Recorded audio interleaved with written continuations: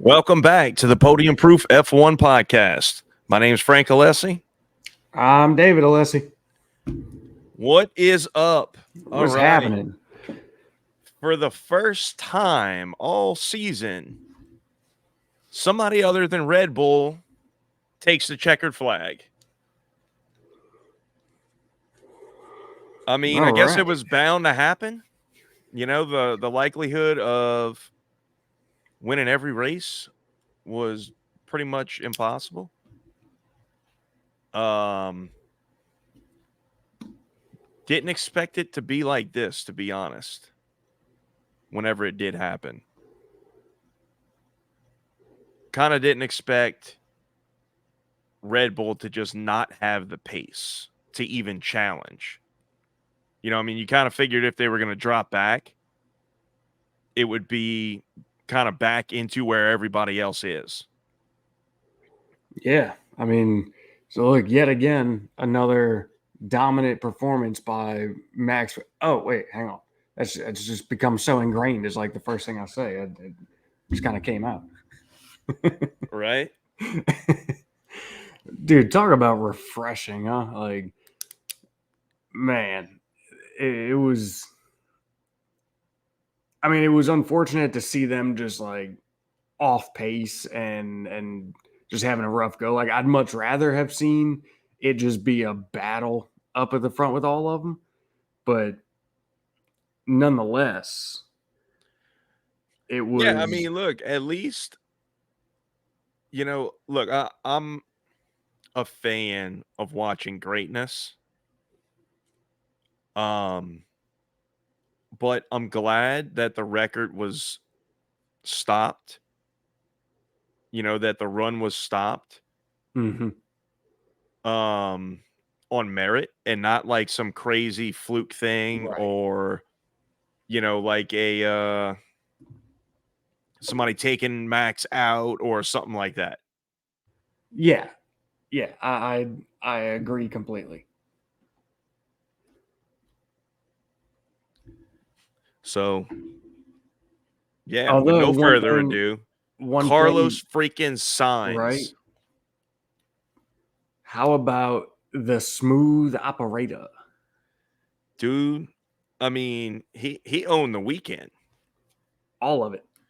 You know, I think he was not fastest. I think he was fastest in all but one session. And that was the first one. Charles was fastest, Let's see. I believe. I think you're right on that, but let's see.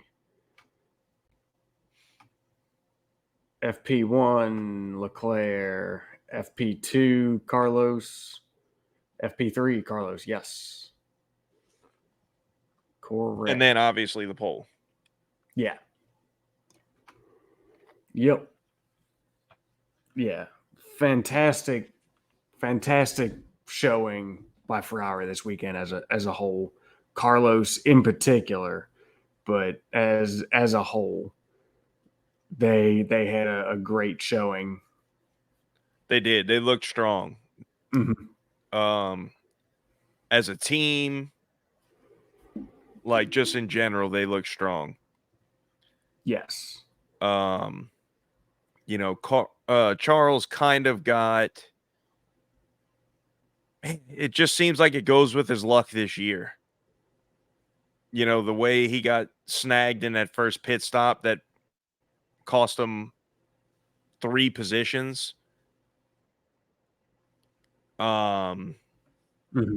And then really just kind of offset his whole race, put him in some bad positions, to where he couldn't really baby his tires like Carlos was. Right. But It's a lot easier to do when you're just up there in the clean air. for sure. But, you know, he was in a position where they didn't have a choice, the team, with stacking them like that. They had to do it. You know, it would have been great for them if they could have let Charles go around again and catch him back, but Mm-hmm. couldn't do it. No. Mm-mm. No, and Charles was they, they were trying to get him to back off, right, to conserve his tires a little bit more, and it just the whole plan of doing that and running the strategy that they wanted, it just didn't play out. With the pressure he had from behind and with everything else, I mean, it played out great for Carlos, but as far as trying to stack them 1 and 2, it wasn't. They didn't quite have the pace to do that to where they could afford to just back off and give up a little bit of a gap to behind them and you know and then with the once the pit stop cycled around with the safety car, once he got shuffled back, like that was just kind of it. Yeah. He wasn't able to claw anything back. Yeah, I really don't know if he pushed too hard, maybe trying to hurry up and get some of that pace back. I mean, get some of those spots back. Um, but it was really it was tough sledding for him because on the restart, the Red Bulls were shuffled up in the mix. Mm-hmm. So not only did you have to mess with the other cars, um, you had to navigate the Red Bulls as well. Yep. And, kind of depending on how you caught them, decided how quick you were able to get around them. Mm-hmm. So I mean, it was I don't know. To be honest, I don't know what else they could have done for I don't. Charles, Yeah, I don't think there up to really that was a whole point. lot. Yeah, up to that point. Yeah. But let's I don't want to forget and skip over this. The the pace that Carlos put on that first stint was masterful strategy. I don't Mm-hmm. know who came up with that, but it was brilliant to take it easy and back the pack up because clearly he had the pace. Him and Charles had the pace to stay ahead and to just manage it. But to make it to where the whole field couldn't really separate, Right. took the undercut out of play for the Mm-hmm. guys behind him, for the other teams, for Lando and the Mercedes. Yep. I mean, it was you don't really see things like that anymore. No, you don't. And then even towards the end, right, when they were talking about keeping them closer, keeping them stacked, just to keep the possibility of them, going to that other set of mediums and then running back through the pack, trying to keep that pit stop gap, unavailable for them. Hmm. Like you really don't see a lot of strategy like that, you know. Right. You kind of keep, like on in a regular scenario, typically you can employ something like that if you have somebody running like 1 and 4, 1 and 5, and one's pulling way away, and two and three is kind of right on their heels, and that fourth guy in fourth or fifth, the teammate could kind of just kind of sit in no man's land, but inside that window, Mm-hmm. inside that pit stop window. Yep. So no, but I mean, just something that you haven't really seen. I mean, if you've been watching F1 for I don't know 4 or 5 years now, I don't know if you've ever really seen it done like that, Yeah, it's man, it's been a while. where it was controlled. not where it just happens. Yeah. You know, where the leader literally just keeps the pack bunched up. Mm-hmm. Yep. But man, I mean, Carlos just absolutely controlled every facet of that race and did it masterfully. You know, I mean, what Yes. you can't say enough about how strong of a race that was, from always having the pace that he needed. It seemed like the way he employed it, he kind of kept some in the bag, right? He seemed to have, that little bit in reserve just at all times, right? As like a just in case I need this, it's still there. He seemed to have that all race.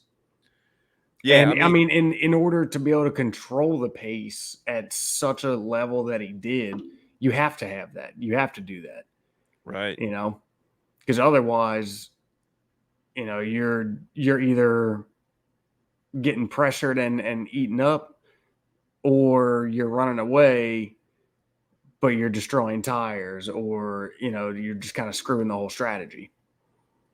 right. I mean, the presence of mind that he had when when both the Mercedes pitted Mm-hmm. to keep his pace where it was, because your natural instinct is like, okay, it's go time. I got to pull as big of a gap as I can. Yep. And you just don't know like how long his tires would have lasted Mm-hmm. had he done that. You know, maybe he has enough to where they can't catch him. Or maybe they hit an absolute cliff and Right. he's toast. Yeah. You know, because if he'd have taken off like that, Lando would have ramped his up as well. Mm-hmm. So if they just hit an absolute wall, maybe Lando's doesn't, and maybe you lose it that way. Or Yeah. maybe There was Lando there and was all the so Mercedes get you. Yeah. I mean, doing that would have been such a risky move, right? And just the complete composure that Carlos had the whole time, and being able to pretty much see the entire thing playing out, you know, to be able to see everything he did from just his point of view is super super impressive. Most of the time we talk about drivers that are getting pissed off or trying to tell their engineer this or that, when they don't see the rest of the race. They don't see everything else that's going on, right? They see their point of view, and that's it. But dude, with Carlos, it's like he was sitting. I saw a meme today actually about it, but it's like he was sitting on the pit wall and driving his car. Oh yeah, that You one know, when but it like was the pit board turned around and yeah, it every was one of their everybody heads on is the wall. Carlos. Yeah, yeah, every one of them had the Carlos's face was photoshopped on them. Uh-huh. It was like meet your new Ferrari strategist or something like that. Yeah. No, that was good. But I mean, and that's really what it was like. It's like he was able to see everything going on behind him and play the whole scenario out, the whole race. He was able to just do exactly what needed to be done, and never really compromised himself. You know, Right. because most of the And time when that kind of stuff happens, that's what you see. You see the drivers see it their way, and they'll try to they'll want to go their way, and if they end up pushing past what the team says or whatever, it usually ends up coming to bite them in the ass. mhm. But he was able to hold it all together and play that long game all race long, and just manage the ever living hell out of it. Yeah, I mean, dude, the way he just took it upon himself to hang back with Lando and tow him along to keep him from being overtaken by the Mercedes, creating himself to be more susceptible to overtake was, I mean, just a stroke of genius, dude. Mm-hmm. And you could see how early on he planned it, because he came on the radio and was like, I need to gap to Lando every lap. Yep.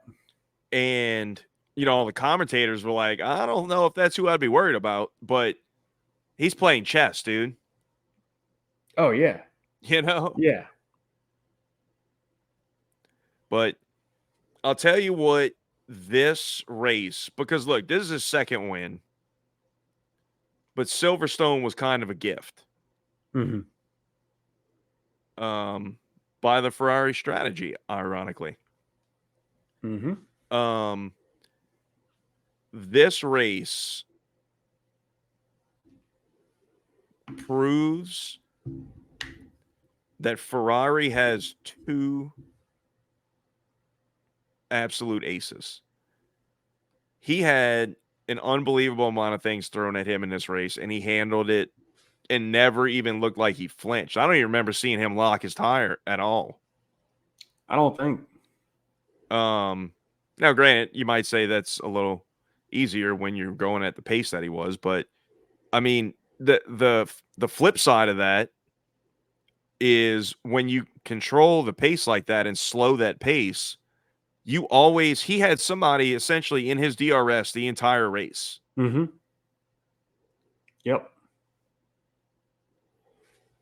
So I mean, dude, I mean, he's there. He's, we always talk about that process, right? Of growing and learning how to live at the front and taking that next step. He proved he is there. Yes. Absolutely. I mean, that was just, what we just saw, that was masterclass, dude. Yeah.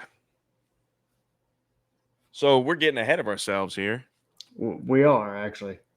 It's exciting. We had something different to talk about. Right. What have you there? I decided, in light of the change of pace we've had this week, to go with a nice little one that I usually break out on special occasions, because this might be the only time this season that it happens. Not slighting Red Bull, just might be the only time we see something different. I got my barrel bourbon store pick from Hocus Pocus, the Ghost. It is 120.9 proof of absolute deliciousness. You know what? I actually picked up that bottle earlier and almost decided to drink it. And I think I might actually change it now and grab that one. Hell, I don't think there's too many bottles left that we both actually have one of. I think I might join you in that celebratory pour. Why not? It's a great one. It is exceptionally good. Yes, it is indeed.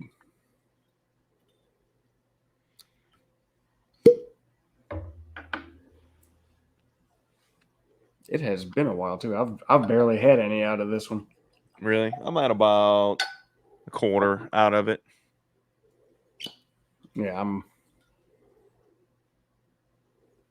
barely any. Oh yeah, I can see that thing's full. Yeah.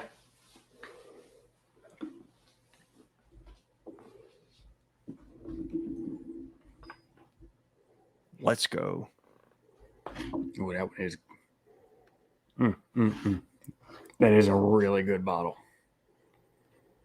So, talk about Lando a little bit. Anything else we're missing on Ferrari? I know we're gonna get in more to them, but just right off the bat. No. I mean, I think look, I think the one we talked about how well they performed and as a whole, right, as a whole unit this weekend in this race. I think the one place that they messed up, and I don't even think it was like your typical Ferrari just flat out screw up. I think they legitimately had a plan and had an idea, and it just didn't play out the way they wanted. It wasn't like I'm not listing it as a screw up, but not pitting Charles under the VSC at the end. I think they should have. You had the gap behind you. You had the opportunity to do it. And in my opinion, you bring him in, you throw him on a set of softs, and you go let Charles do what Charles does and, burn in some quality laps and take it to the end. Here's my agreement with the strategy call, I guess.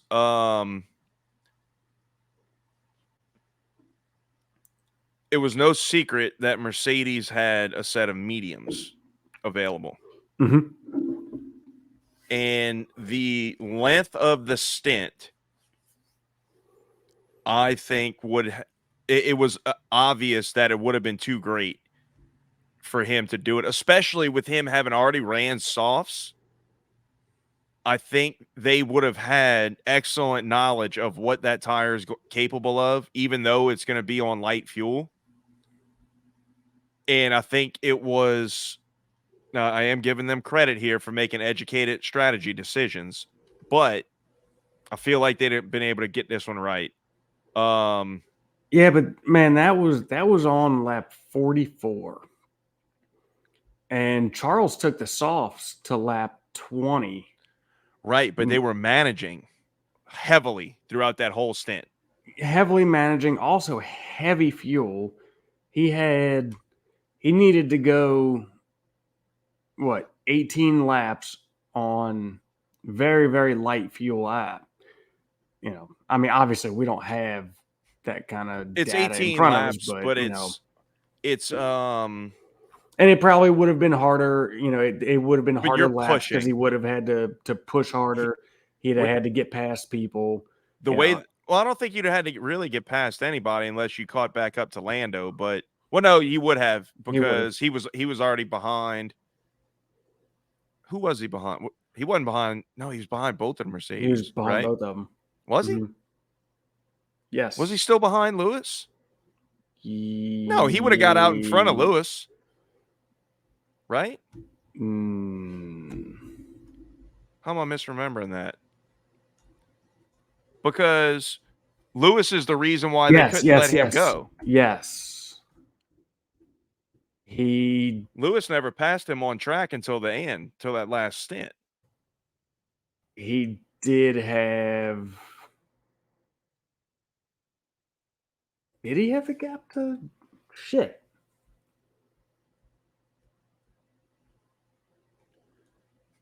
Either way, he'd have had to pass him if he wanted. He'd have had to pass at least two people. Mm-hmm. But yes, I feel stupid that I can't recall that. But man, I mean, I think it would have been just as big of a risk in terms of finishing in the same spot, and maybe you think you're better off, but his tires just absolutely died. Yeah. So I don't know. I mean, you damned if you do, damned if you don't in that situation. When Mercedes came out on those mediums with that pace, and then his tires subsequently just hit a wall, it was over. He had no shot. Yeah, yeah, absolutely. I think that's the one chink in Charles' game right now. And it may not be. It may just be something that is a product of the circumstances each time. But what I would say is, in order for him to make a full, legit championship bid, if they get the machinery to do, he's got to be able to manage these tires better. Mm-hmm. Yes, agreed. You know what else was weird?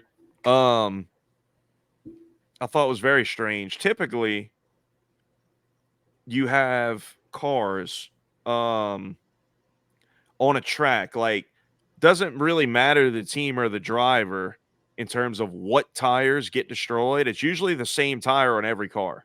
Mm-hmm. You know, it's either hard on the rears or hard on the fronts. And, you know, most tracks have, you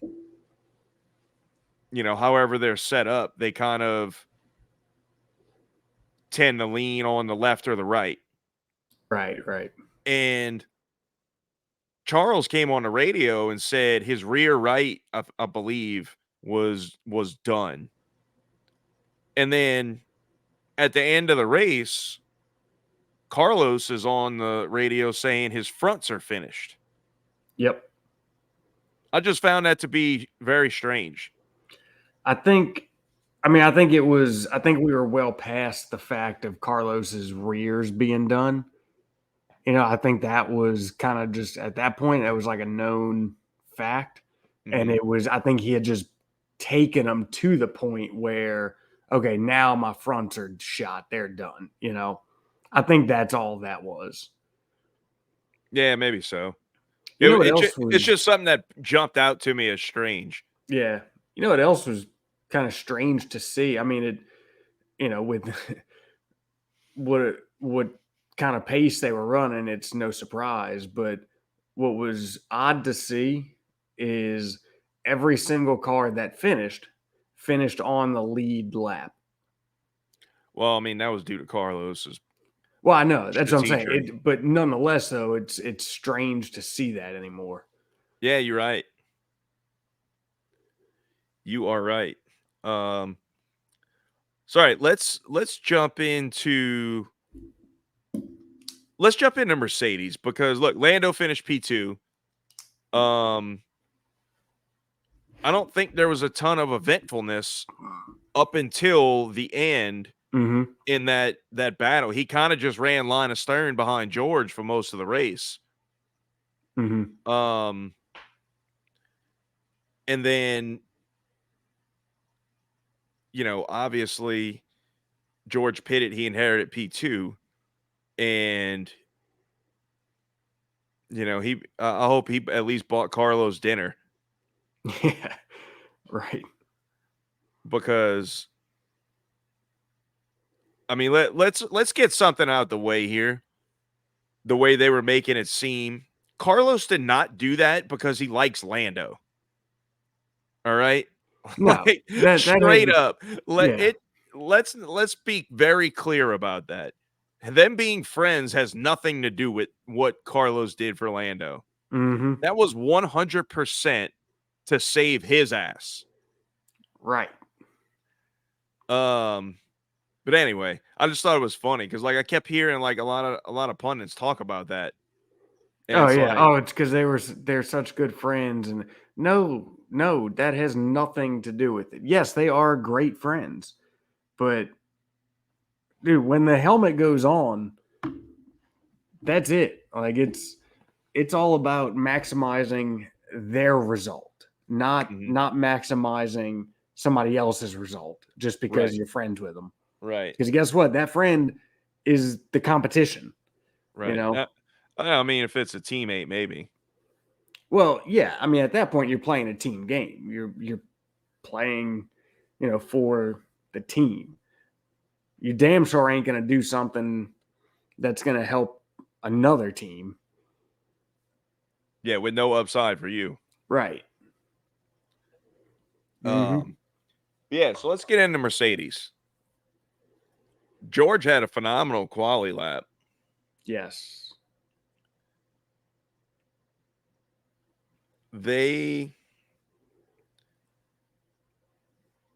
seem to be kind of right there as well all weekend. You know, just kind of up there. Never really lighting it on fire, but just kind of right there. Mm-hmm. You know, where you kind of always felt like, due to how good they are on the tires in general, they would be in striking distance in the race. Mm-hmm. And turns out, you know, the way it went, they were always right there. Right there. Yep. So, to be honest, it was a pretty uneventful opening stint until that safety car. And even with the safety car, everybody jumped into pits with the exception of the Red Bulls, because the Red Bulls went on the offset tire strategy, Mm-hmm. and that was way too early for them to do it. And then they, you know, Charles got looped back.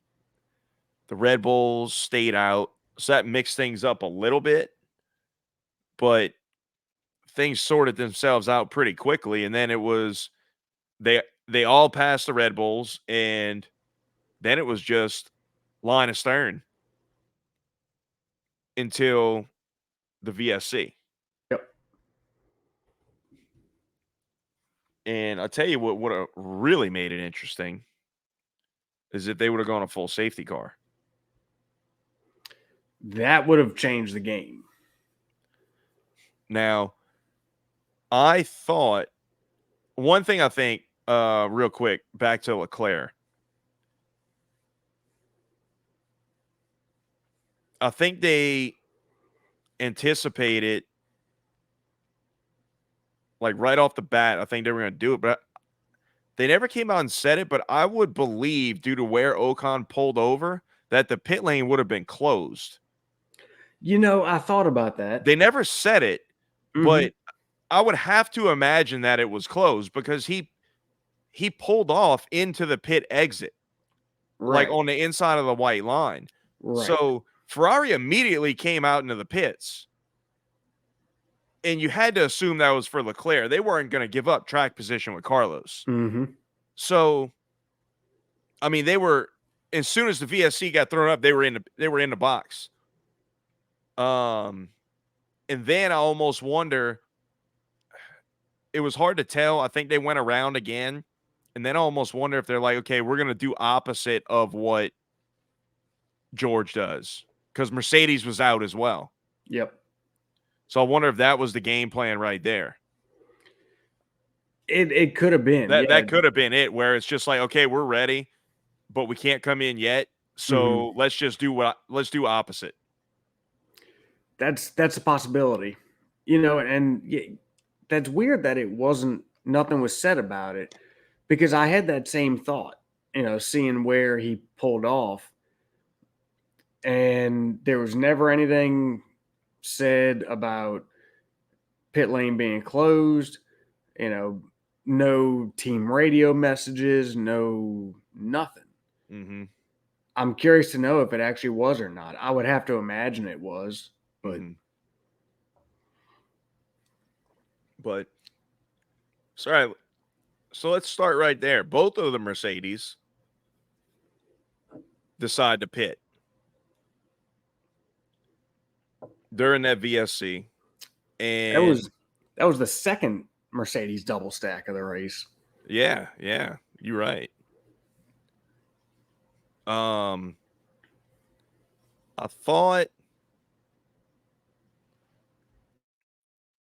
I don't know, man. I'm still skeptical about if that was the right move for George, because you forfeited second place. You know, I mean, because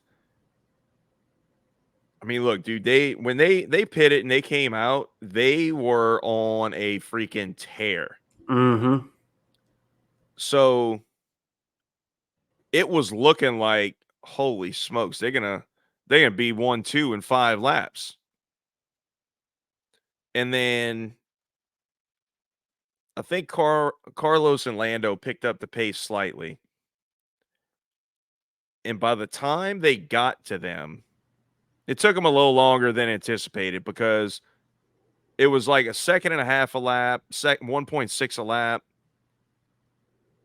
And then, like, right about the time where they got to about 2 seconds, 1.5 seconds, they that really started flattening out. And I don't know if that was with the turbulent air or whatever, or if they just absolutely burned through the tires. But typically, when you're running like that quick, that turbulent air doesn't stop you like that. Mm-hmm. So I got to think that the tires just kind of started to hit that wall because of the pace that they were putting on them for what, 12, 15 laps Mm-hmm. at Yeah. that point. Yeah. You know, and I'm wondering too if they were, I mean, regardless, uh, it's hard to say with George, you know, because yes, they did forfeit second place with that, but you know, it looks like it was the right call. Obviously, it didn't play out that way, but watching everything unfold, you know, you're watching it going, okay, yeah, good call, like that was it. You know, this is gonna work. I'm Yeah. also wondering if they were at that point, if they were anticipating it going full safety car. You know, because I mean, think about it. When it first came out, everybody kind of stayed out for a lap or two laps maybe. Mm-hmm. And at you know when it appears that maybe pit lane was closed, um, you know, and then there was no notification, you know, of it ending. There was what appeared to be slow progress getting Ocon's car out the way. You know, I'm wondering if they were anticipating it going full safety car, and you know that was the risk they were going to take with the tires. And if that would have happened, I think it was game over. I think you know at that point it's Mercedes 1-2. Yeah. Well, yeah, maybe so. I don't know. No, because if it goes full safety car, they set themselves back 18 seconds. The other guys, definitely Carlos and Lando, got time to get in and change it and do a stop before they came around. You're right. I mean, yeah, possibly. Because you knock more time off from going to VSC to full safety car of the pit stop, of the whole in and out. Yeah, a VSC pit stop is even shorter, or it's No, it's not that long. it's not It's that it's shorter period, shorter. shorter amount of time that it takes off of the total time. Right. Well, and relative to your track position, it's a little bit safer to try to maintain track position or forfeit as little as possible. What? With a VSC, there's less of a risk of forfeiting track position Compared to what? compared to a full safety car. Depending, of course, it all hinges on a lot of things, but depending on where you happen to be at relative to the pits when it all happens. Well, that's the key, really. Yeah.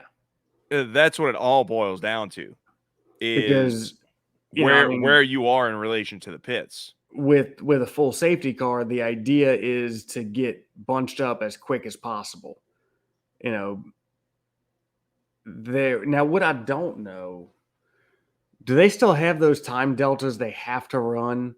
Like if safety car gets called out and the pack isn't bunched up yet, do they Yes. still have to run those deltas, like Uh, trying to catch up to so that the field can get packed up?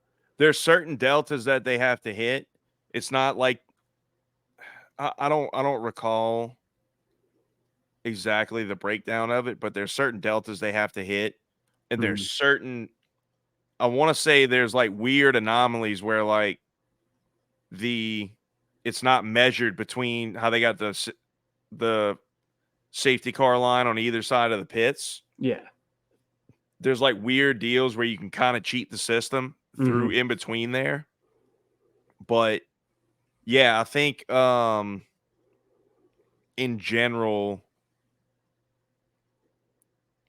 like you have to slow down like to a certain delta time. Like Yeah. if you're just blasting and not allow somebody to get the jump on you, like that's not going to be allowed. Right. Essentially, Right. it's like a mode, I think, that they kick it in. It's something about. I mean, I know like it'll come up on their wheel, like if they're plus or minus the delta and all that. Mhm. As they're coming up to the safety car line, so they know if they have to bleed speed, if they can pick up speed, or yeah. Right. But yeah, I mean, So so I like mean, so if they would would, and to tie that together, if they would have thrown a safety car after Mercedes pitted in the VSC, I believe there was a big enough gap to where Carlos and Lando could have probably gotten in and changed, got on some fresh tires and kept their track position. Because in that I think VSC, more than they likely, they would yes. not have been able to, um Mercedes wouldn't have been able to claw back any time yet. Right. I think that would have been possible, yes. But Because I mean, think it had to have been, because think about it. They were already behind the two of them, and then they pit it on a VSC. So then if they throw a safety car, they slow down even more. You absolutely slot back in ahead of them. Absolutely. I don't think you're slowing down even more though under that full safety car because they're still going around until the safety car picks them up. That's where I was going with that, wondering about the No, deltas, no, I get because that. But like it has to when the be. full safety car comes out, everybody's trying to just get caught up because that's the whole point of it, right? Yeah, but So what I'm saying is the deltas have to be different for the deltas are slower for the safety car, because if you think about it, like there's always these metrics that they show where it's, a VSC, a regular pit stop, you're 28 seconds in the from pit entrance to exit. mhm. A VSC, you're 20. A safety car, you're 17 or 16. Yeah, that's So that's that's the total. deltas have to be slower. Yeah, that's what I'm talking about. That That's matters. race time. I know. I was what I'd said in the beginning was relative to track position, not so much overall time. Right, but what But I'm with saying with the is, VSC, you can, because everything is kind of just frozen all in slow motion, right? When it's a full safety car, if safety car comes out and you're on the back half of the track, I believe whatever deltas they are still may or may not be required to run, I believe you can still keep up a pretty healthy pace trying to get up to the safety car because that's what they want. They want the pack bunched up. So as far as track position goes, you stand a better chance of holding that under a VSC because everybody throughout the whole track is frozen at a slow pace. You cannot pick up the pace trying to get back to the safety car. I don't know. I don't know if that's accurate or not. Because if that was the case, it wouldn't be less time lost for the safety car. It would be more risky with a safety car, and I don't think that's the case at all. You know what I mean? It's less time. I'm talking about strictly I know. about I'm the follow. ability I follow. to maintain that track position. I just don't think that's the case. I think those deltas are pretty locked in. I know there's little weird spaces where you could kind of manipulate it and go faster, but I don't think it's. I don't know. I don't. Because if you think about it too, like when, if you get waved around the safety car, like who was it? Because when the safety car came out, he had originally picked up one of the Williams, which looked freaking incredible this weekend. Dude, by the that way, livery was sick. And he waved him by. At that point, they're allowed to keep a pretty healthy pace to get back around. Yeah, but and if and you think about it, that's right? But all. That's all I'm saying is, when you are trying to catch up, and it's all. And look, the only time with the safety car I'm talking about is like right when it's called out, from when it's declared to when the pack bunches up. That short window is right. all I'm really talking about. No. I know what you mean. So in that situation, they can keep up a healthy pace, but they're catching back up to the lead lap, and that means that the safety car has already caught you. Like so. No. I know. I was just using Anyway, that kind of this is all as a irrelevant reference. nonsense that we're going down this rabbit hole. Yeah, more or less. We way lost sight of the point that we're discussing. Whatever point that was. Yeah. Well, it started off on a hypothetical. That's why we're burning up time. But look, I mean, either way, I think that they probably made the right decision, at least to go for the win. Because I don't think from the looks of it, I think Carlos had everybody covered in terms of tire life and pace if everything would have stood pat. Yep. So hats off to them for making a decision and going for it. You know, that's what we always talk about. We love about Red Bull, that they always going to go for it. And they did an awesome stint closing it down and making it very exciting and interesting. Yes. All the way up to the Tech Pro. Whew. So, man, I am seeing an awful lot of, I don't want to call it hate, but people being like incredibly critical on Mercedes fan pages of George Russell for that. And look, man, I think this is new to him. You know, like, yeah, he's not a rookie. But, you know, like, we always talk about these tiers. We bring them up all the time. And, you know, that I think that was a huge part of the learning experience for him.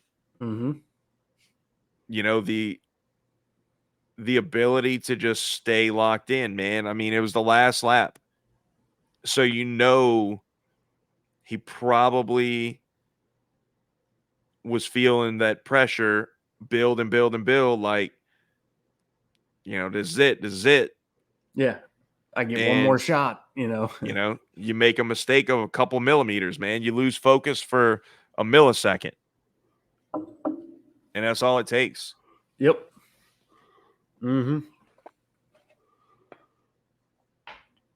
And let's not forget all the people being super critical are without fault and are in line to be the Mercedes drivers next year as well. Yes. Glass houses. Man, how about the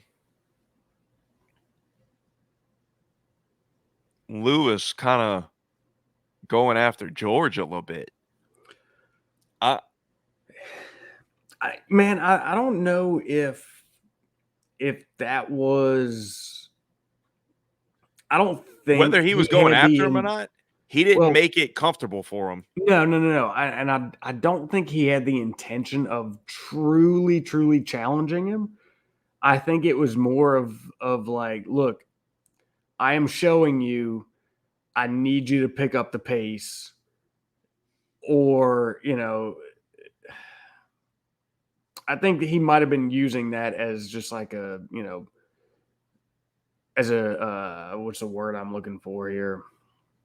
Just to kind of show them like, look, I've got the pace, let me do this. I don't think he was just gonna throw it up the inside, shy of George making a mistake and running wide or something like that, of course, but he definitely kept the pressure on him though. Mm-hmm. But I never felt like he was going to risk either of their races or risk their collective efforts to catch up and possibly get past both cars in front and whatnot, because the second they start battling, then Carlos and Lando are out of reach right then and there. Game over. Well, man, it kind of seemed like he threw like some decoy attempts, like making Russell defend air, where he wasn't really sending it, but he kind of positioned his car in a way to make it look like in his mirrors he was going to go. Mm-hmm. And you saw it, I don't know, 4 or 5 times where Russell kind of had to put his car in bad positions going into a corner or a series of corners, and for no reason really. So like I don't know what the I don't know what the message from the team was in terms of like if they were able to fight, what they were able to do. But I don't know, man, like the rate that they were catching them, like that would have seemed very silly to allow that to happen. Like focus on them and then y'all two duke it out. Yeah. But it seemed like Lewis kind of just made him very aware that he was right there earlier than necessary. Mm-hmm. Like if you got to a point where you were stagnant behind Norris for, longer, then yeah, give it to him. But that seemed to be pretty early, like right when he really closed down to the back of Lando. Mm-hmm. It was. Is when it started on. happening to where like Russell never really had a chance to just 100% focus on passing Lando. He immediately had it having to start trying to make that pass and also defend Lewis. Mm-hmm. I just thought that was strange. Like the pace y'all had, dude, work as a team through those two and then duke it out. Yeah. Yeah. Duking it out ahead of time is going to get y'all nowhere. Mm-hmm. I mean, if I was Lewis, I feel like the better play would have been to let George do the heavy lifting, work Lando to death, just sit back and work Lando to death.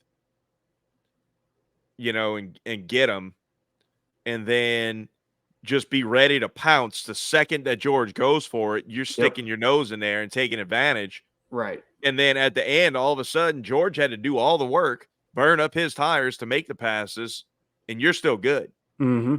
Then you get him. Yes. That would be the ultimate play. Yes. Right. And it was just kind of surprising to see it, the way that it happened. Mm-hmm. Not that Lewis was racing him, but just the way that it happened, it didn't seem strategically right. Mm-hmm. Yeah. And I wonder if, there was a radio message because it was happening and then it just stopped. Yeah, there must have been. I can't imagine why they wouldn't have played it. I never went back and listened, but I didn't either. I mean, I know it wasn't played, which I could have went back and listened to just the team radio, and I didn't. Right. Yeah, might have had old Toto getting on the radio telling him not to do that. Well, either way, it rattled George up enough. Mm-hmm. Yep. Yeah, But, and that sucks to watch it go up in smoke like that. He had a good weekend. He had a really good race. But man, he did. Such is racing. He'll learn from it. Oh yeah, he'll get better. Oh yeah. All right, let's move this on down the line. Whew, it's weird this far into it, just getting around to talking about Red Bull. I know. So many weird things here. Now, one thing that was consistent with Red Bull was Checo's lack of consistency and just kind of another weekend of being off pace. Mm-hmm. That was pretty run of the mill. So no big difference there. Bro, how about no Red Bulls in Q3? Mm-hmm. Just on pace. Right. Yeah. That I forget when they said was the last time that happened, but it was a long time ago. Yeah. You almost just kind of feel off balance seeing that, watching it. It was strange, man. Yeah. It really was. But man, look, Max struggled mightily all weekend. Got, had a tough strategy to run. I get why they did it. It wasn't ideal for a track where a safety car is likely early on. Mm-hmm. Now, if you could have got through that window, I think Red Bull may have had something to say about the end of that race. Oh, yeah. But nonetheless, they didn't. And when you looked up, man, after Red Bull pitted, dude, they were in last place. Mm-hmm. But they had the medium tires on. Yeah, and they started chewing back. And by the time you look back at it, they were creeping up on the points. And I mean, Max had the pace. I didn't look at the times, but there must have been the biggest disparity between tires from that hard to medium, because that medium tire looked to be so much faster than the hards. I mean, even I'm not talking about at the end, against Charles, whenever Max was on, mediums in good shape and Charles hards were done. Talking right out the gate when Red Bull put them on. What you got it pulled up? What lap was that? 40. Yeah, Okay. 40. 39 and 40. 39 for Checo, 40 for Max. Okay, so I guess the other cars had been running for maybe, I don't know what, 16 to 18 laps, given that they had a safety car. So, like, obviously they switched on lap 20, but the safety car, I don't know. I don't remember how many laps they stayed behind it, but probably another 3 or 4, 2 or 3. Yeah, So something like that. okay, yeah. So fresh mediums versus 20 lap old, roughly 15 to 20 lap old hards.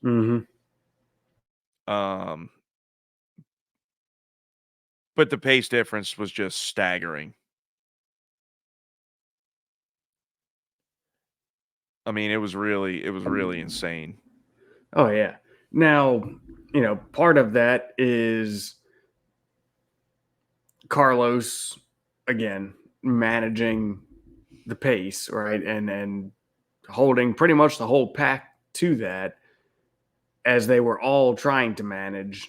And then, you get Red Bull throws mediums on, and now they're not worried about that managing pace. They're trying to claw back through. Same as Mercedes when they came out on the mediums. They weren't worried about playing that managing pace. They were trying to get after it. So there's that difference as well, But nonetheless, there still did appear to be a pretty good difference between the hards and the mediums pace wise. Right.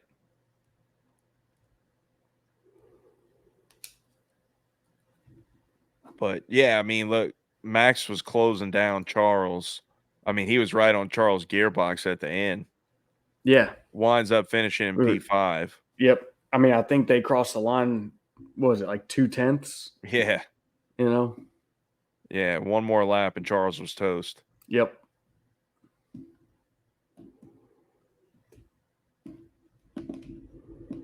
Yeah, and then Checo, what did... Oh, so hold on before we forget. The $1 million question about Red Bull. Is it anything to do with this technical directive of the flexi nonsense, the floors and the wings?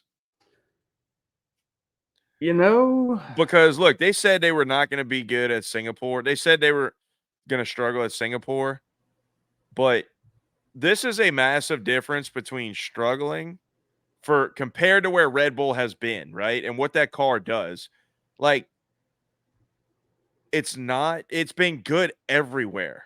Yeah. It's been good, literally good enough to win handily everywhere. Yep. So I get that what they were saying, right? Like their whole premise for them. Have you heard like why they said it was going to be not great? So hang on. Their whole premise behind it was that they are one of the reasons why their car is so good is they're able to run it lower than everybody else without inducing any kind of porpoising and all that, right? However, their car is very stiff.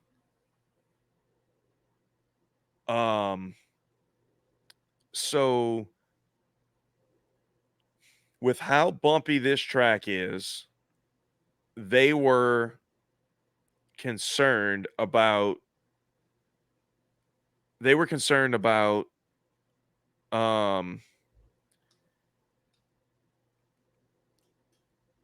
having to raise the ride height and having to do something with the suspension to soften it up a bit because of the way you have to attack the curbs on this track. But I mean, dude, I feel like we've seen other tracks that are just as bumpy. You know, I mean, any road tracks can be bumpy. Any Yeah. street track. Baku was bumpy. Hmm. Monaco's bumpy. Um, shit, I don't know any other of the freaking 100 road tracks, street Yeah. tracks that we race now. Well, I Like none of mean, them are perfect. right. Yeah. And as you started to say, you know, as you did say, you know, this was more than just, oh, we're gonna struggle a little bit. You know, in terms of Red Bull, you know, and what they have done, and comparatively to what we've seen that car do, this wasn't struggle. This was like dumpster fire kind of weekend, Yeah, you know, as far as their pace goes for them. right. Hmm. You know, I So, mean, you know, is there really that much more of an issue with the surface and the bumps here than every other street circuit? Or yeah, does it have a lot more to do with the new, you know, I mean, directives maybe it on the is. flexi wings? I'm sure for them to say that the manner in which they said it, I don't know. Like there there has to be some relevance to it. I feel like there's some kind of validity to it. But I don't know, dude. At the same time, it's like that is not y'all have just been good, so good Right. on on other street tracks. I just can't. I can't see this track causing you to change your car so much that it's non-competitive Hmm. from how far ahead of everybody else you were. Right. I could see you having to change it to where you got to dial it back to where it brings everybody else into play, like I said before. But I mean, to where you can't even qualify in the top in the Q3. Hmm. Yep. Yeah, that's more than just making some adjustments for the bumps. Yeah. So look, we're gonna find out in about 6 days' time. Well, really, come practice time in about 4 days' time at Suzuka, which is the ultimate aero test Yep. on if that was a one-off thing or the flexi thing is for real. If it's a Hmm. problem and if it all of a sudden has 100% leveled the playing field. And let's also be clear about something. If that is the case, Red Bull was not cheating No. with these. I've seen so much of that shit going on. Red Bull was not cheating with these flexi things. Whatever component was flexing because they passed every single FIA inspection that they've ever done.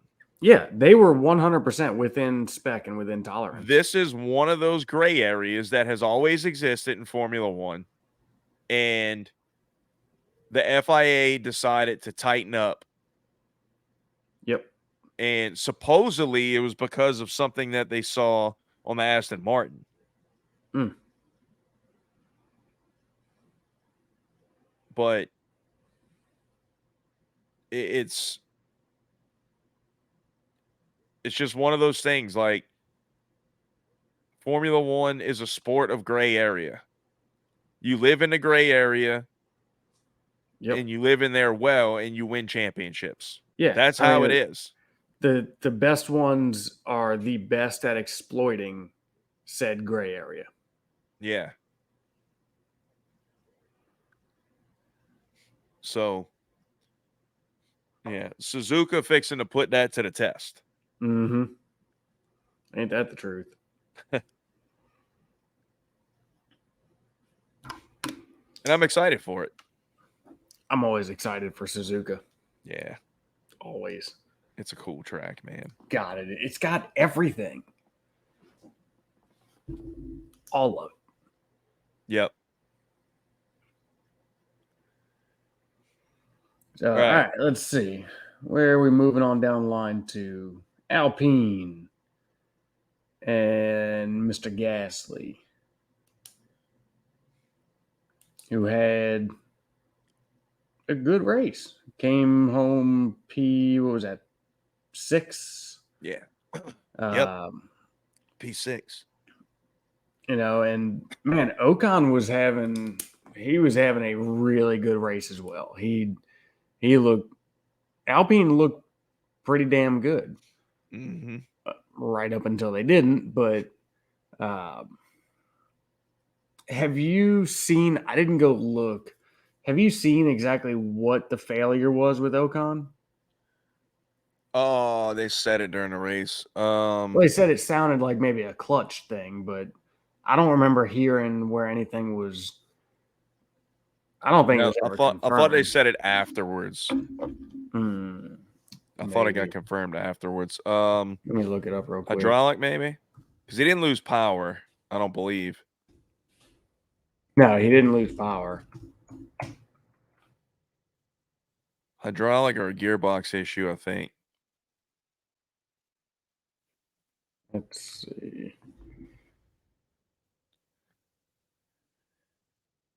But yeah, he was looking strong. And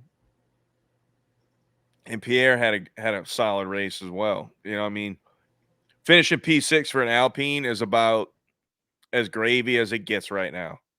Mm-hmm. And look, this horsepower cry that they're on.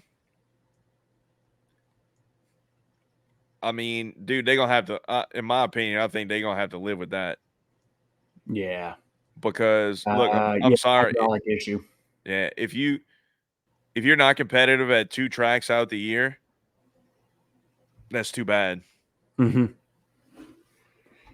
They shouldn't be able to get special permission because they did a bad job. Yep. Oh wow, that sounds wildly familiar to other teams a year or so ago. Yeah, and I felt the same way about it. Yeah, that's what I'm saying. Yeah, it's all they all do the same shit, but yeah, you do not get special treatment because you didn't perform as well as everybody else in developing. You know, I mean, really what you need to do is find creative ways to call it reliability fixes. Yeah. I mean, yep. that's where there is said gray area. Exactly. That's why Alpine will never be a top team, because they cried wolf way too early. Mm-hmm. You know, I mean, they alerted the FIA to their problems. And now, if they come to the FIA and they're like, hey, we need to change this because of reliability, and the FIA tests that engine afterwards and they have a 20 horsepower increase. Yep. You know, or even if they do it incrementally, it's going to be like, I don't think so. Yep. Yeah, y'all screwed the pooch on that one. Yep.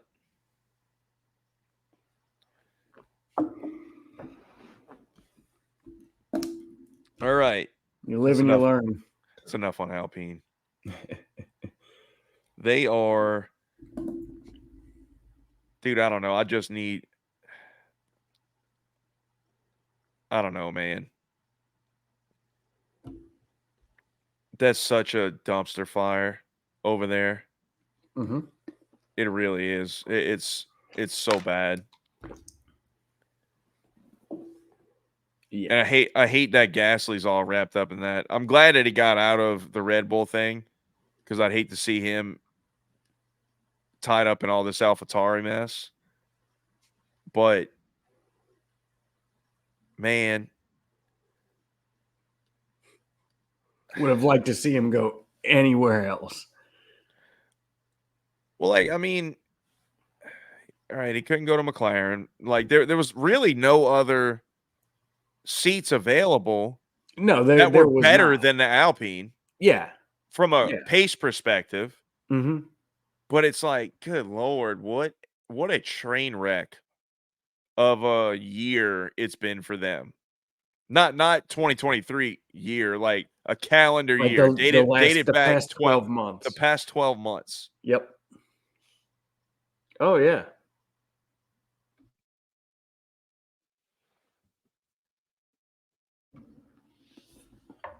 Yeah, and you know how I feel about Ocon. Yep. Honestly, I think he probably created a lot of that environment. Man, I would like to get some accurate info from like inside of those walls, like what is actually going on inside there. Well, I bet it'll be published in a book in about 15 years from Otmar. Yeah, but that's like 15 years. I know, I want to know now.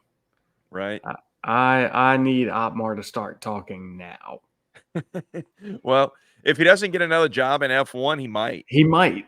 He very well could, yes. Although I'm sure there's still plenty of legal big words that I don't know what they mean that prevent him from doing that. But Oh, I'm sure he's got an ironclad NDA, but yeah. I don't know. The way Alpine runs, it wouldn't surprise me at all if he had nothing. Yeah.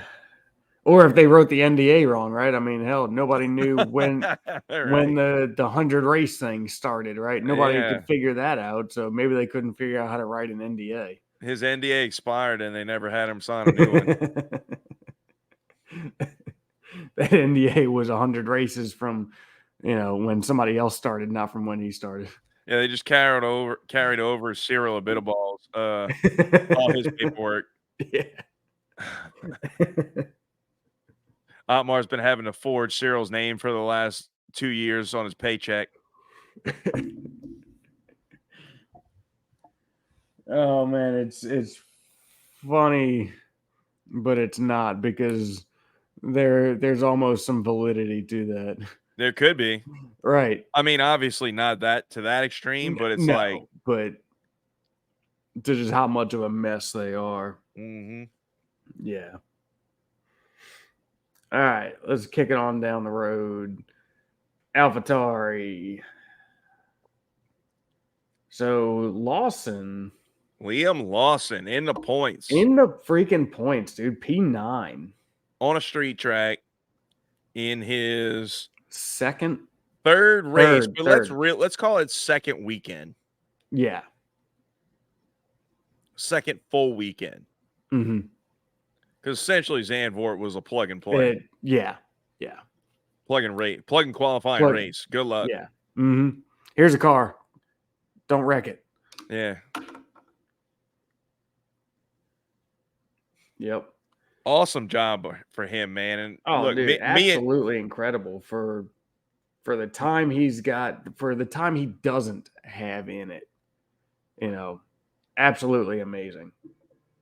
Dude, look, me and Michael talked about it last week.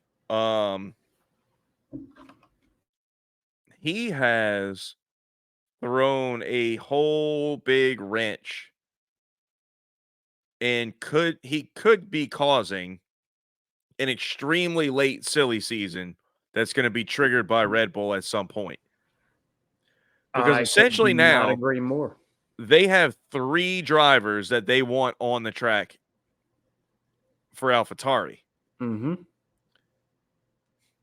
In my opinion, I think you go with Danny Rick and Liam Mm-hmm. in AlphaTauri next year. I would much rather have Liam in my system coming up, thinking that he might have a future with you, than sub him out to Williams. Right. Or whoever.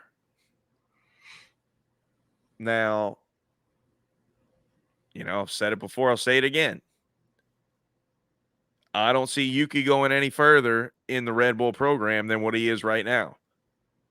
So what we know about Red Bull is that's where they harness drivers to bring into the big team.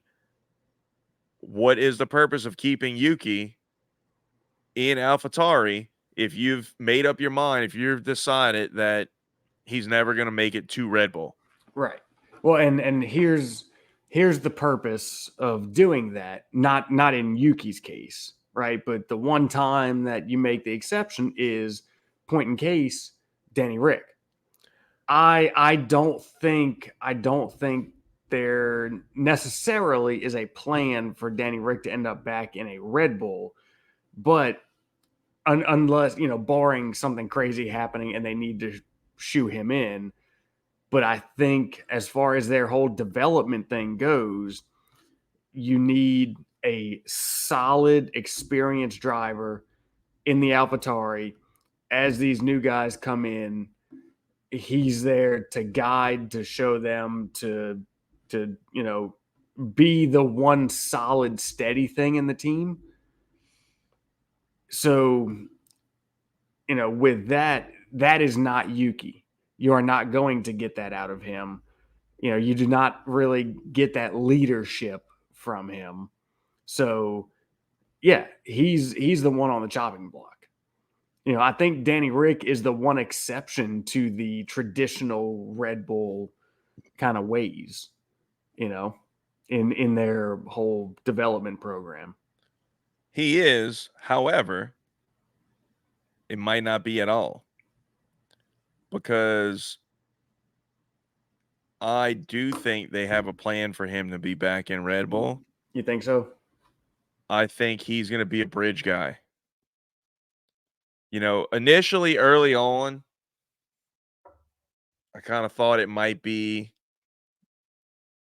the way Max was talking was like he wasn't like indicating, but he's kind of just like laying the groundwork about these new regulations that he is not a fan of. Mm-hmm. That, he might just flange it up. I don't think that's going to happen. However, I do think that Lando will be the next signee for Red Bull, being that, follow me here. Danny Ricciardo's already signed. So that's just to move him. Mm-hmm. That's not a new signing. I think when Lando is available, he will be the next Red Bull driver. And I think they will pair him with Max Verstappen. However, I think Lando's contract goes through 25, right? Does it go through 25 or to 25? Stand by, because I'm not sure off the top of my head. Because Checo is good through next year. Norris is currently in contract with McLaren until 2025. Is that until the beginning? I don't know. Or until right. the end? That doesn't clarify. Yeah, I know. Let's see if I can find more.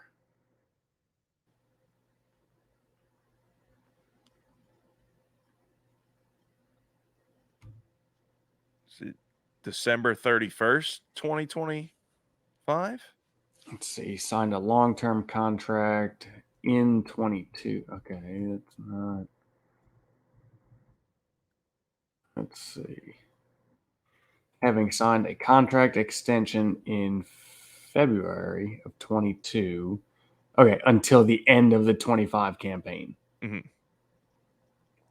Okay, so that's what I thought. If he can't get out of it early and McLaren is not in championship contention, Danny Rick will be the bridge guy for that seat.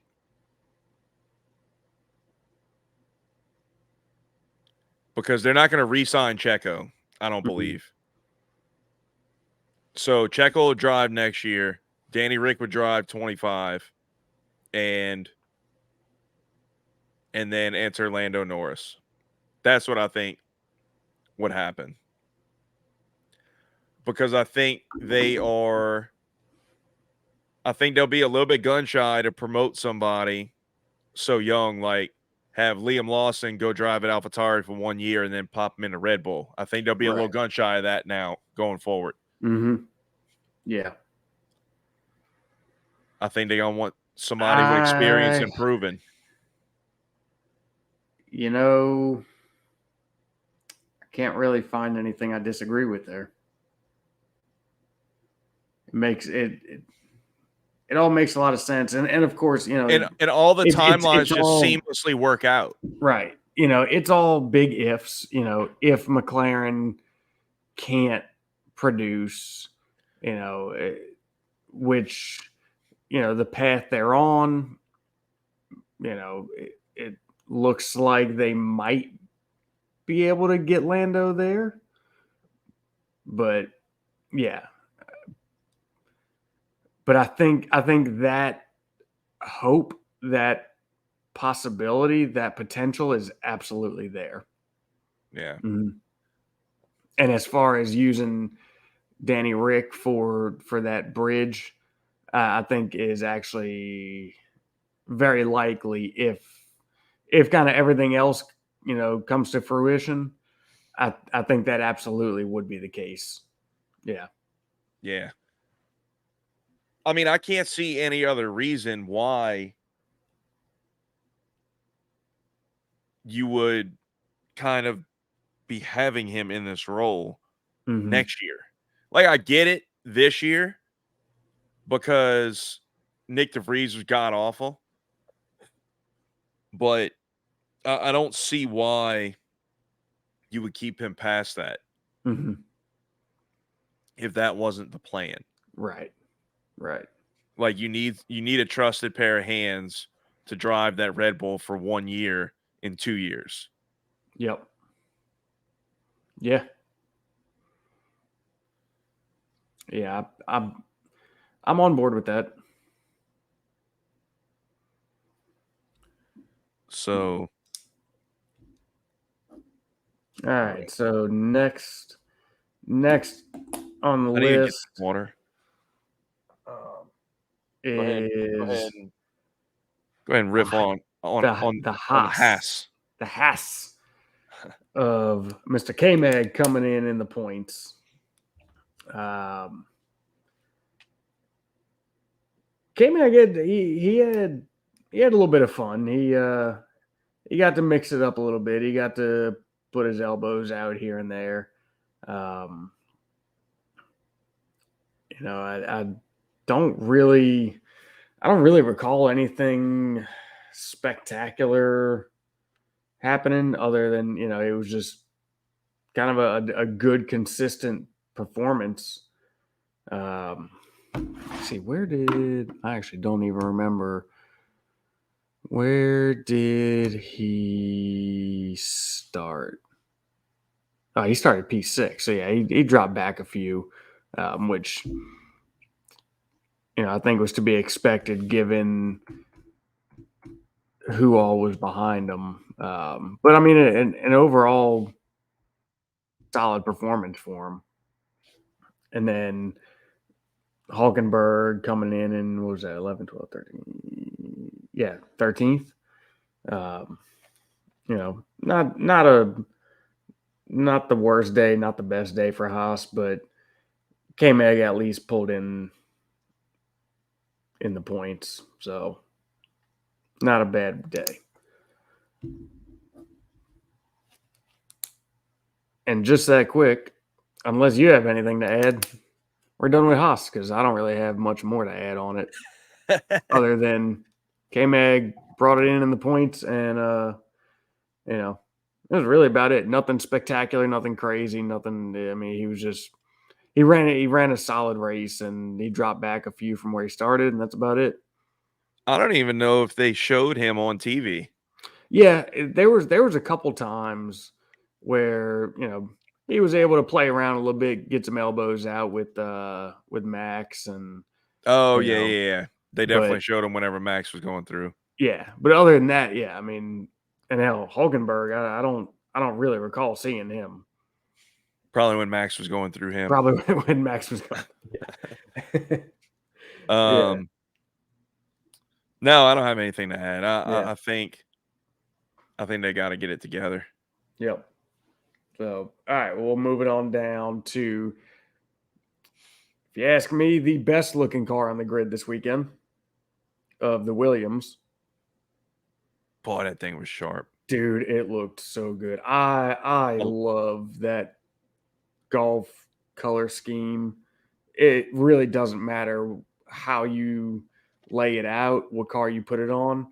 It just looks awesome. it does, man. It freaking does. It's just such a classic look, and like you could go back so far in racing history and find so many cars with that livery style Yep. on it, Mm-hmm. and it's so freaking cool.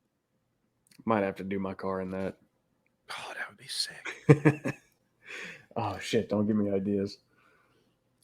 Actually, you know what would look better? What actually look sick on your car, and it would go with the theme? Nardo gray. No, with the Honda Nardo is gray. that white Red Bull livery stock kind of color combo that they ran at Oh yeah, where they with run it at. the white with the orange and Yeah. yeah. Where'd they run that? That was at that wet race. Was it Turkey a few years ago? Yes. I think it was Turkey. Yes. Yes. That was a good looking livery. Yep. It was. That would look sick on your car, and it's already a Honda, so Oh, it would it would actually. work. It would. It would. But that means wrapping the whole thing. I mean, if you're gonna do it, baby. I'm gonna need some financial partners here for that endeavor. Because otherwise it's just gonna stay black. It's got its nice purple and green with our big pucker up racing decals going across the sides, and it's just gonna stay like that unless somebody else wants to chip in and change the color up on it. I hear you. Honda may be interested. Yeah, yeah, yep. Red Bull, hit me up. But no, Podium proof F1 at outlook.com. correction. Podium Proof 1. Podium proof one. You're right. I thought about that as I was saying it. And I was like, shit. I think it was F1, but you're right. Podium proof one. So, All right. all right. I mean, yeah, Albon just missed out on the points.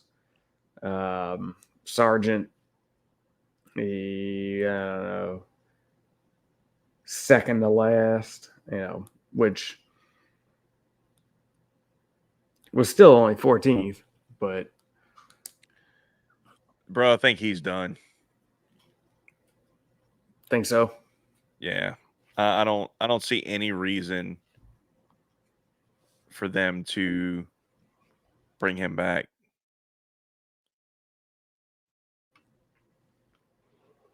I mean, do you? No, I mean, but who fills the seat? Yuki? I don't like it. Would you rather Yuki or would you rather Logan Sargent? If you're Williams. Me and Michael had this convo last week. I mean, dude, I don't like Yuki. Pitt, okay, but I get that, but from a pace standpoint, Yuki, yes, pit him against Logan Sargent. yeah.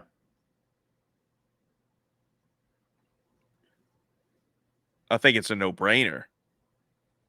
I think if I'm Williams, I'm signing whatever driver Red Bull does not.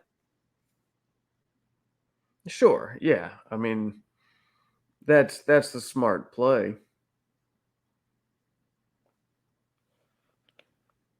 Because, I mean, look, I know with this car, it's not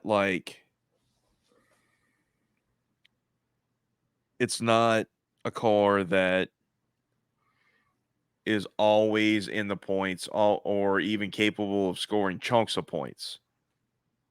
So, all the more reason why you need two drivers capable of living in the same neighborhood. And I'm not saying Yuki can hang with Albon, but I think that he can be much closer more consistently. And I think his peaks are just astronomically higher Yeah, I mean, than I Logan don't. Sargent. Yeah, I don't know. I mean, it's just at the same time, Albon. Albon is now pretty damn well seasoned, and he's been around the block in the paddock. Um, being where Williams is at these days, it's really all you're going to get is everybody else's cast-offs, you know? Otherwise, you're going to have the rookies, the new guys, the not great ones, so it's like I guess what I'm getting at is, to what standard do they hold Sargent? What do they really expect out of him? Here's what I'm looking at right now. Williams has a grand total of 21 constructors points. All 21 are Albon, aren't Albon they? has Yeah. 21 championship points. Mm-hmm. Yep. So, I mean, dude, like to me, that just can't be the case. Because like having 21 points, clearly that car is capable of scoring a ninth or 10th consistently, and then, maybe a seventh, sixth, seventh, eighth one off. Yeah. Maybe not seventh, eighth one off, but a sixth one off, whatever, Mm-hmm. like some kind of combination of one good result, one really good result, and then like a bunch of like 8, 9, 10s. Yeah. And you've got a guy who has yet to do that. And not even, maybe he was close one time, I think he was kind of scratching at it once. Yeah. but like that was probably by attrition, if I had to guess. So I just see no future. And if I'm James Vowles, and that's another thing, like Logan's not his guy. He got that job after Logan was signed. Mm-hmm. Yep. So he's got no loyalty to him. He didn't bring him in. His neck isn't on the line for him. No. So I would much prefer Yuki. I mean, What do you think the chances of seeing Mick show back up in the Williams are? I've heard that's not an option Really? recently. I thought that was kind of a thing like that. I mean, just naturally, right? With the Yeah. Mercedes tie now. That's what I'm saying. I mean, I don't know. I read something today that he's actually in talks with Alpine about driving one of their prototypes hmm. and also being the Mercedes reserve. Hmm. Well, I mean, Which, he's already the Mercedes reserve. right. I don't know how that works if you go be a full-time prototype driver. Yeah. Interesting. But that would put us getting to see Mick Schumacher race Le Mans. Yeah. Mm-hmm. Interesting. Huh. Does Alpine run any of the They don't run IMSA at all, huh? Mm-mm. Man, No. because that would be cool to be able to go see Mick race that at Daytona or something. Right? Yeah. Which, man, they should, dude. They got a ton of old F1 drivers that race IMSA. Oh yeah. Well, I don't know if I'd say a ton. Well, not a ton. I Um, mean, in but there's what? not a ton Well, of F1 drivers, period. But right. you know what I mean? Like for Oop, I lost my camera. What the hell? uh-oh. Stand by. That's never happened.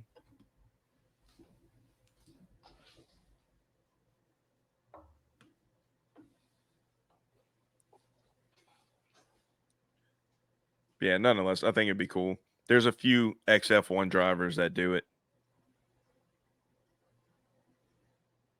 Hell, K-Mag was doing it, right? I believe so. Oh, David took his headphones off too.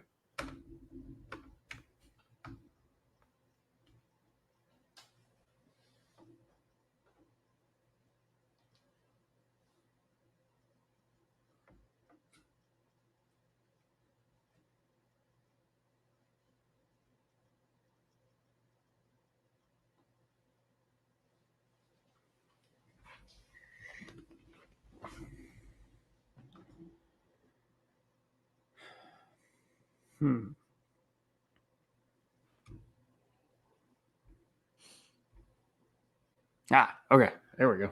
Oh, there you are. I don't know what the hell that There was. you are. What'd you do? I unplugged cables and plugged them back in, and I don't know. I turned it off and turned it back on. Oh. That always works. That's Yeah. the go. That's the go-to. Right. All right, gonna have to edit some of that Oh yeah. because I didn't really have anything to keep going on. All right. But yeah, no, like what we were saying right before that, though. Yeah, the F1 drivers that you see running like IMSA, they usually come around for Rolex 24 and maybe some of the other big endurance races, and that's about it. You see Montoya, yeah, and K-Mag was one of them before he came back. Yeah. I mean, there's a few of Ericsson, them Marcus Ericsson. Marcus Ericsson. Yeah, there's a few of them, but Alonso did it. Yeah, they've all done it while they were on their hiatuses. So Right. yeah, maybe we'll see Mick do it. That'd be cool. Man, I wish they would put Le Mans in a time frame when, like, during the summer break, Where you could have all these F1 drivers go run where, them all. yeah, dude, Right. like, how cool would that be for Ferrari? Like, they won Le Mans this year with their new prototype team. How freaking cool would that be to have Sainz and Leclerc as part of that team? Yeah, but at the same time, they can't run the whole season. So you're kind of like, hey, our usual Le Mans guys, our guys running the series. Throw another car in there. I don't know how doable that is. I don't follow. It's Ferrari. They can do whatever they want. Their only budget is what's imposed by the sanctioning body. Yeah, pretty much. Mm-hmm. Yeah, run another car, man. Yeah. You know what kind of publicity that would get? Oh man. Yeah. Jesus. So, all right, let's keep this ball rolling. Yeah. Think we go down a wishful thinking rabbit hole. Yeah.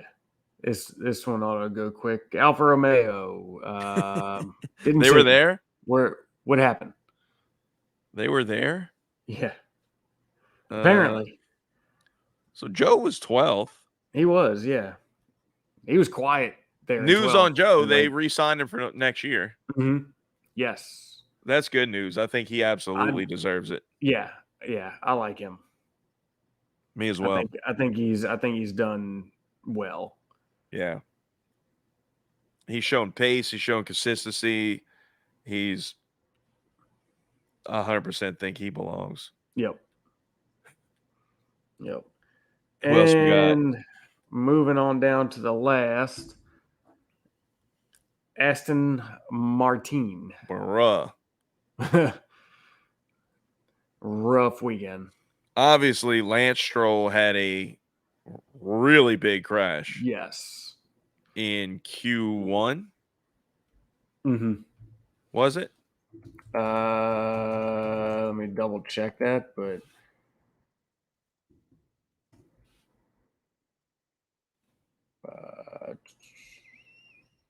was the Q1? Mm-hmm.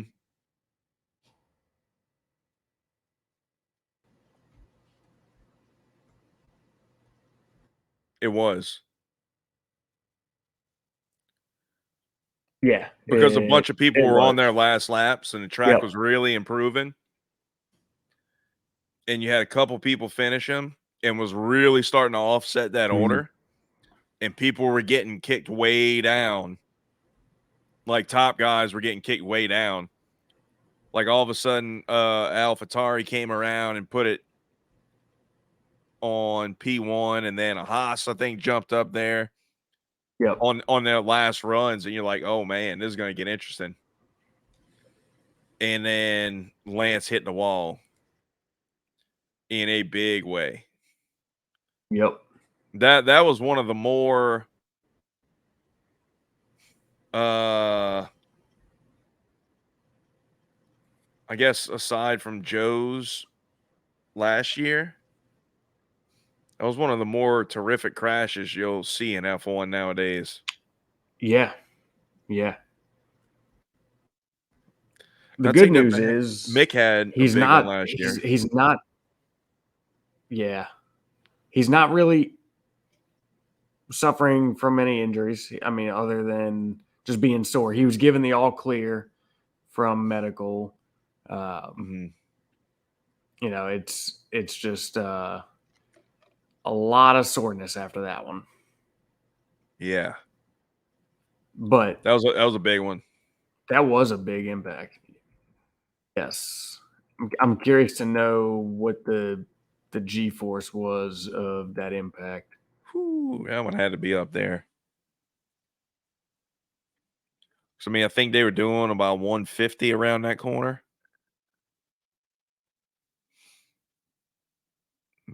Maybe a little lower, maybe 140.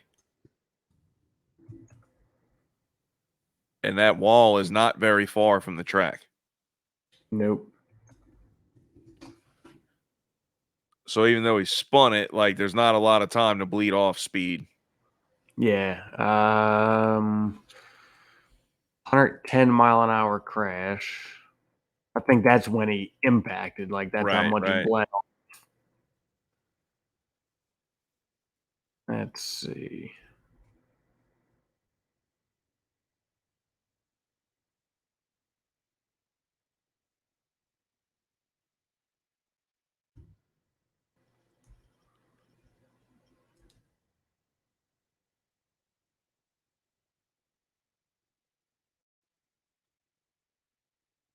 But man, what I mean, I'm what the not hell seeing is it. going on with Aston? Mm-hmm. I mean, Fernando Good finished freaking DFL. question. Yeah. Mm-hmm.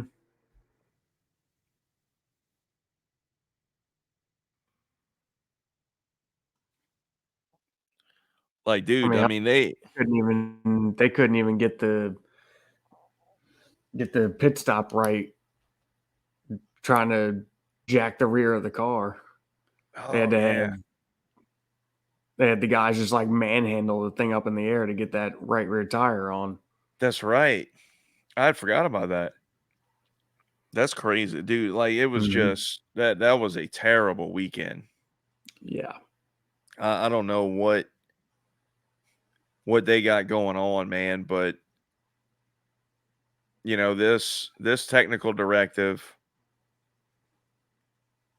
it was rumored to be brought on because of something the FIA saw with the Aston.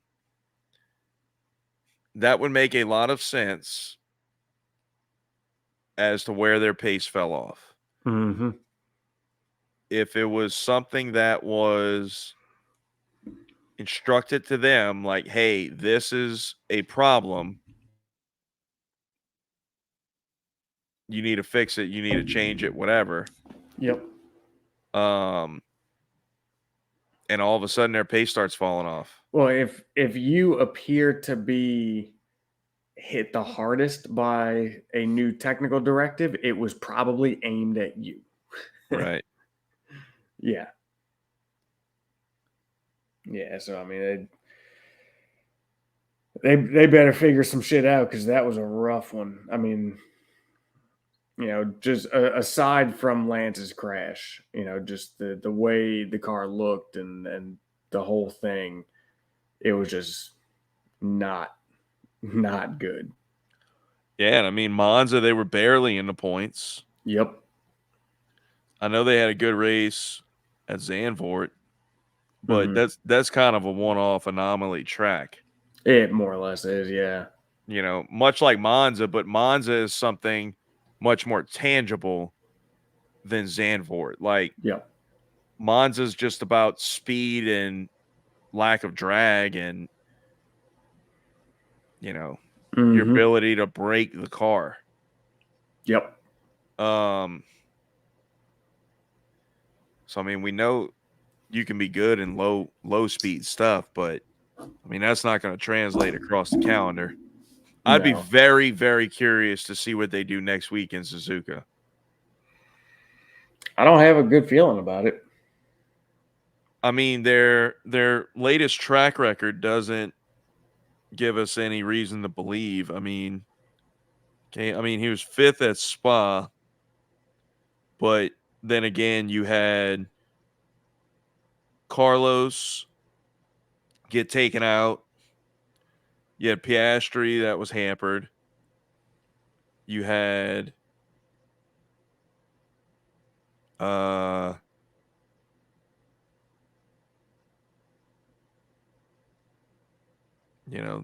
McLarens were off of it a bit. So yeah, I mean, I don't know. Maybe he would have been in 6th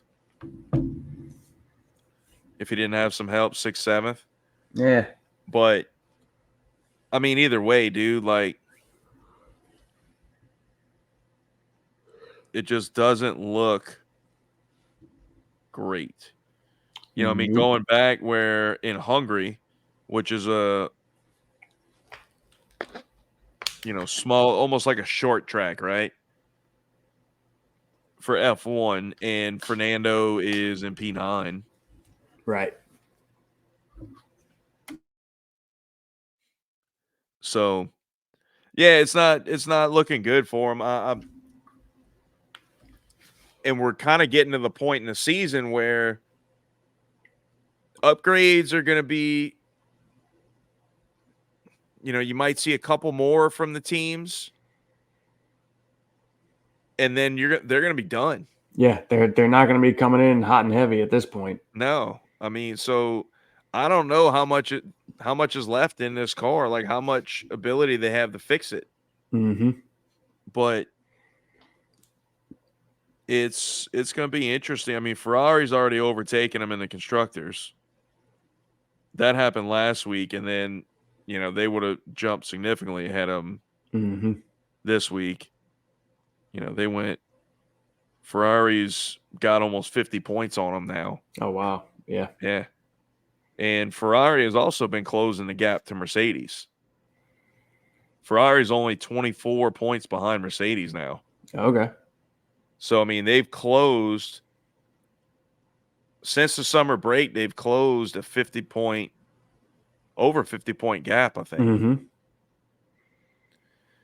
So, man, I mean, could get interesting. It very well could. Let's see. Actually, I think I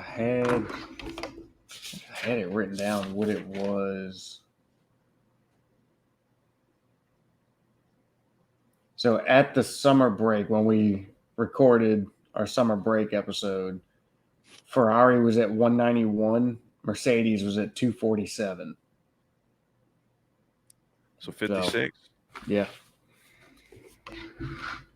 And it's down to 20, what I said, 24? Something like that. Yep. Yeah. Yeah, closing it down. And that was in 3 races. Yep. They cut it in half. So that could get very interesting. Yep.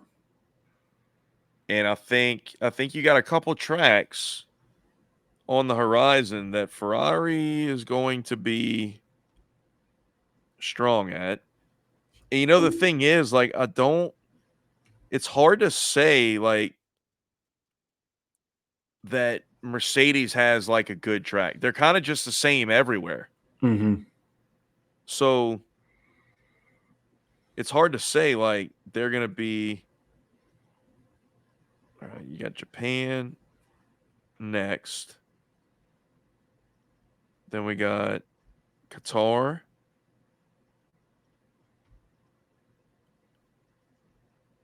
Then Coda. I'm trying to think. They'll probably be fairly. Let's see. Qatar, I don't know. I got to look at that layout again. I almost can't remember it. Coda, they'll probably be decent at.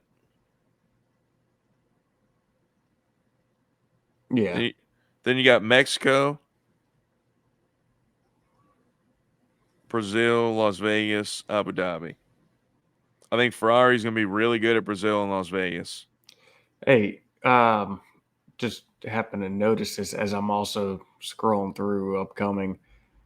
Why does it say race details for Vegas Sunday, November 19th at 1 a.m.? Is that Eastern time? Yes. That is true. Michael brought that up last week because they're doing a night race and it's west of us. That's stupid. Yes, that's really, really stupid. You can do a night race. What is that in? Hell, Late October, it's in November. It'll be dark at 5 o'clock. I know. You can do that night race at 7 o'clock. Yeah. I guarantee. No, they want to accommodate the European market. I guarantee you. For a convenient Why? None time. of them want to see it either. That's what they say. They're probably more excited about it than we are. I don't know. I'm not. Look, I'm excited that like F1 is taking off in the US like it is, and I would not pass up an opportunity to go to that one. Well, should it be offered. But yeah. I mean, I've said it on here many times. I think the track is a joke. I think it's ridiculous. Yes. And I hate the fact that it's more about the glam and the show than the actual track. It is 100% just a publicity thing. It is not about the racing. It is about the publicity. And it's about parading the cars in front of the water cannon at the Bellagio. You know what I want? I want the third U.S. race to be in Malaysia. That's what I want. It's been a while since we've talked about bringing back Malaysia. That's what I want. It's got my vote. I wouldn't argue that. I'd be perfectly fine with it. But dude, like, if it's like that big of a thing, have one at Indy on that track. Yeah. Let's go back to Indy. I'm fine with that too. You know what the best part about that track would be for these cars? It's freaking wide. Uh-huh. It is huge. It is a immensely wide track by in comparison to anything we have on the calendar now. Yes. That's like the best thing about Malaysia. Not only is it a really cool track, Or how about let's but it's wide. go Laguna Seca? No, that would be a disaster. Oh, that would be fun. Be like a 40-second lap. No, but for real, like Indy is an actual F1 track. Yeah. Mm-hmm. You know, like I don't know what else in the States is already existing that would be sufficient for an F1 race. I was just thinking that as well. But And Indy yeah. is. It's Mhm. going to be better than whatever stupid shit they build out of the streets in Vegas. Agreed. Mm-hmm.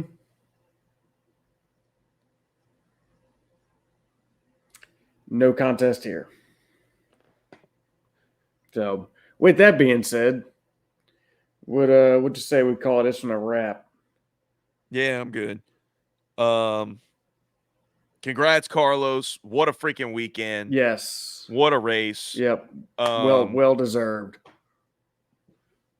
I mean, just an absolutely stellar performance. Yep. From lights out to the checkered flag, just awesome, awesome, awesome. Here's to the most exciting race on the season so far. Oh, absolutely, yeah. And here's to hoping we see more of them like it throughout the remainder of the season. So yeah, super interesting. Hey, do you want to go out on a limb here and not necessarily do predictions for Suzuka, but will Red Bull be back to their normal ways, or will this TD have a real impact?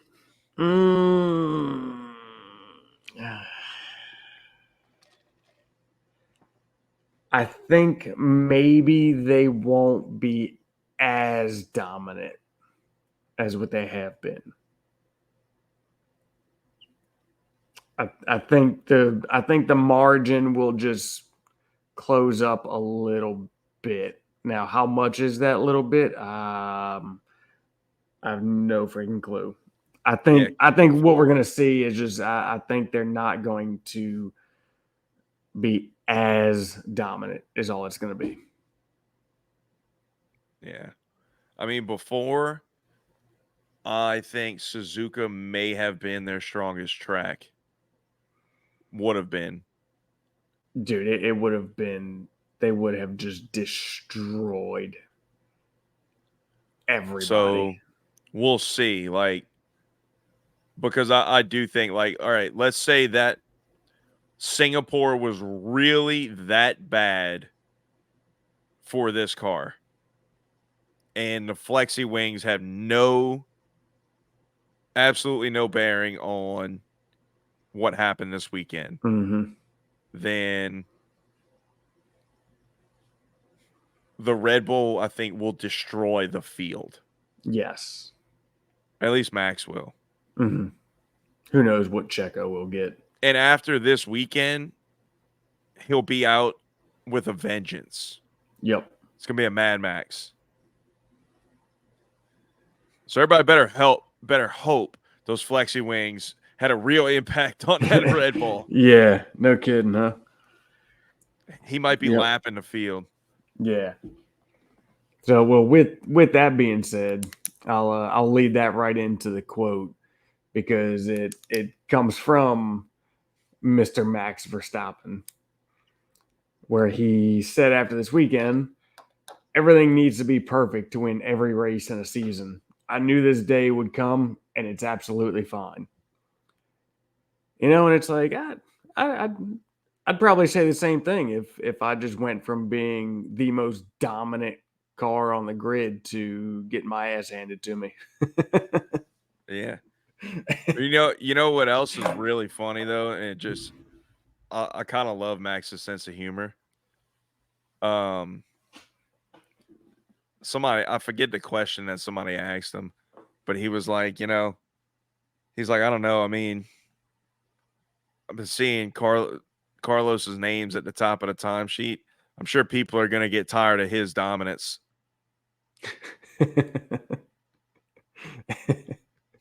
but it's like it's so funny, man. Like Oh yeah, he's in tune to everything, yeah, but but like he's so he knows how to dry make about light. it. He knows how to make light of it.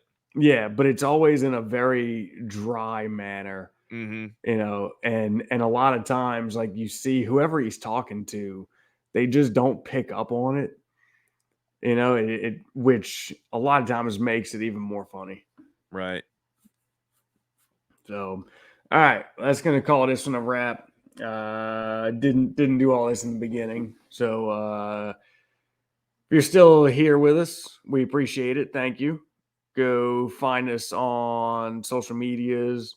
There's a little QR code at the bottom of the screen here that'll take you to our link tree, and that'll bring you to our Instagram, Facebook, Twitter, YouTube, all of the things. So do us a favor and give us a like, give us a subscribe, a share, a comment, a follow, a DM, whatever it may be. We greatly appreciate it.